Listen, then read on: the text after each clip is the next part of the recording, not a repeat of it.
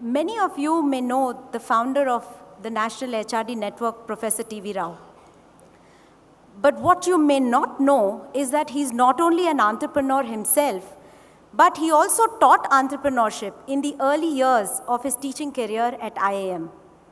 We're honored to have him bless this conference. We've put together a brief presentation, post which I will request him to come and share some of his thoughts on the topic and the spirit of entrepreneurship.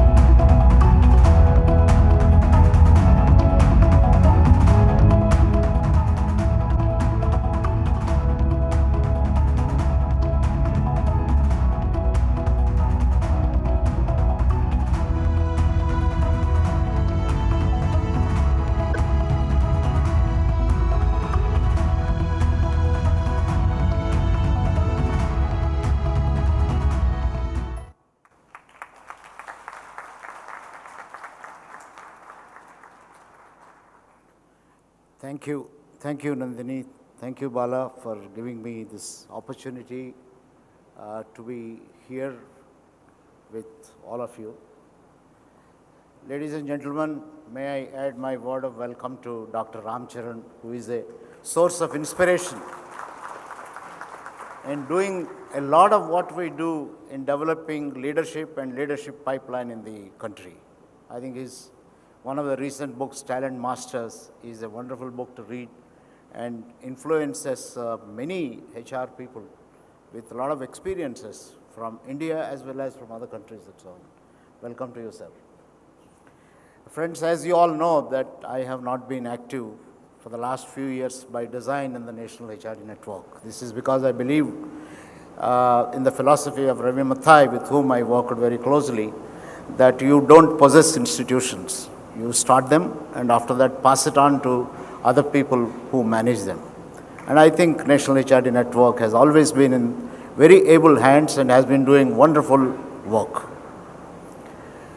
I would use this opportunity to share just a few thoughts on the reason for starting the National HRD Network.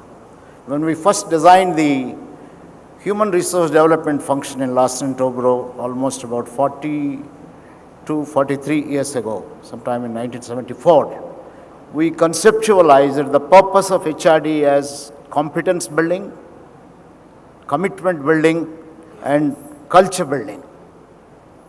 And the culture that will make all people happy and that promotes the kind of values that are required for organizational, what nowadays we call as perpetuity, but in those days we called as sustainability, lasting organizations and things like that. By 1985, we found many personnel departments renamed themselves as HRD and training departments renamed as HRD following the American tradition. And we felt that that is not the purpose of HRD. The HRD is to make the place of work a very happy place. That is, commitment comes out of happiness. And a place that continuously promotes learning through competency building. But one thing that we thought at that point of time, HRD is not only for the corporate sector. This is to promote all this in all sectors of the economy, of the country. And our dream was National HRD Network will move from corporate sector to the education sector and influence the millions of teachers, schools, colleges and so on. Then move on to the health sector.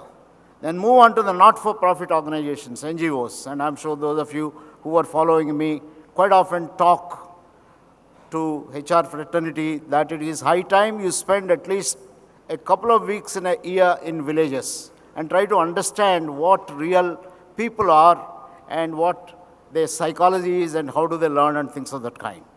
Very happy to see, sir, in your book you have talked quite a bit about some of the best practices which started by developing youngsters by sending them to rural areas and things of that nature. Unfortunately, we got too preoccupied improving our own technology of HRD for a long time and could not spread as much as possible, although the first conference we had in 1986 in Chennai had a large number of government officers coming, and I suppose that was one of the first time and last time we had government. When Nathan talked about HRD awards at some point of time, I was suggesting to him that I think it's high time that we move on from corporate sector to other sectors. When Bala invited me, I would have normally said that, look, I have withdrawn and I don't want to come. But there is something which tempted me to readily agree. This is something that happened in the last couple of weeks.